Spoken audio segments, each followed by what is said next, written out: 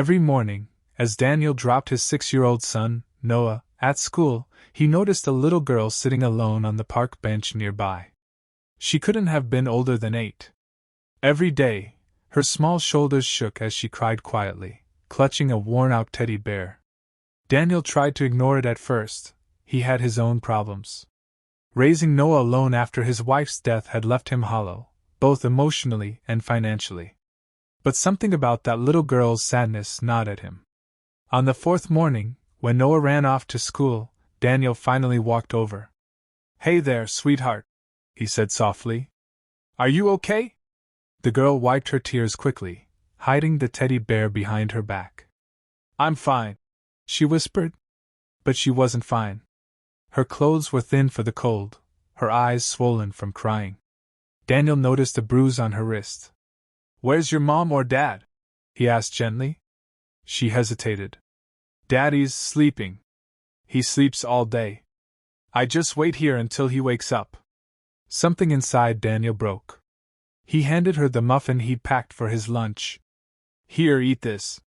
The girl's face brightened just a little, the first flicker of joy Daniel had seen all week.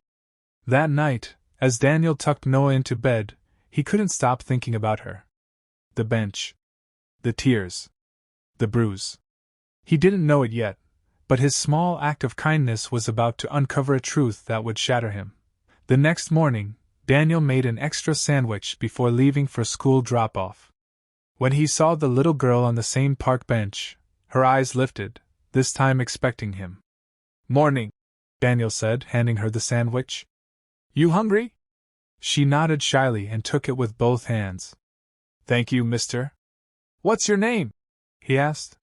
"Lily," she said with a small smile. Over the next few days, their routine continued. Daniel would drop off Noah, then spend 10 minutes talking to Lily, sharing snacks, jokes, or just silence. But the more he learned, the more uneasy he felt. Her father, she said, hadn't worked in months. He slept most of the day, and sometimes yelled when she made noise. She never mentioned her mother. One morning, Daniel noticed Lily's arm wrapped in a dirty bandage. His chest tightened. "Lily, did you hurt yourself?" She looked away. "I fell," she said quickly.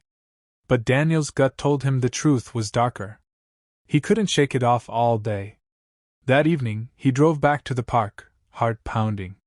The bench was empty, except for Lily's teddy bear, left lying in the dirt. Panic clawed at him. He raced toward the old apartment buildings she'd mentioned once. The smell of stale beer hit him before he even knocked. "Who are you?" slurred a man's voice when the door creaked open. Daniel looked past him, and saw Lily huddled in the corner, her face streaked with tears. In that moment, every fear, every grief he'd carried since his wife's death turned into something fierce. A father's instinct to protect. He knew he couldn't just walk away this time. It felt. Daniel froze at the doorway, his heart pounding. The man inside, unshaven, eyes glazed, was barely standing. Empty bottles littered the floor, and the stench of alcohol and neglect filled the air. "I'm Daniel," he said carefully. "I know Lily from the park. I just wanted to. You got no business here." The man barked, stumbling forward. Lily whimpered softly, clutching her teddy bear. Daniel knelt and met her eyes. "It's okay, sweetheart. I'm not going anywhere." Her father glared, then slammed the door shut, leaving Daniel outside, shaking with anger and helplessness. He stood there for a long minute, fists clenched, mind racing. When he finally walked away, his eyes burned. He promised himself never to get involved again, not after losing his wife, not after barely holding himself together for Noah. But that promise broke tonight. The next morning, Daniel called social services. He told them everything, the park, the bruises, the neglect. Days passed with no sign of Lily. Every morning, Daniel still looked at the empty bench. Then, one Friday, he saw her, standing by the playground, clean, dressed warmly, and smiling for the first time. A woman from Child Services stood beside her and waved Daniel over. "She's been placed in temporary care," the woman explained softly. "She asked to see you." Lily ran up and hugged him tight, whispering, "Thank you for finding me." Daniel's throat tightened. For the first time in years, he felt something shift, not just pity but purpose. As he walked home holding Noah's hand, he glanced at the sky and thought, maybe healing doesn't come from moving on. Maybe it comes from reaching back. Weeks turned into months, and life slowly began to bloom again for Daniel. He'd see Lily every few days, at the park, at school events, sometimes even at his home for dinner with Noah. Her laughter filled the house in a way he hadn't heard since his wife passed.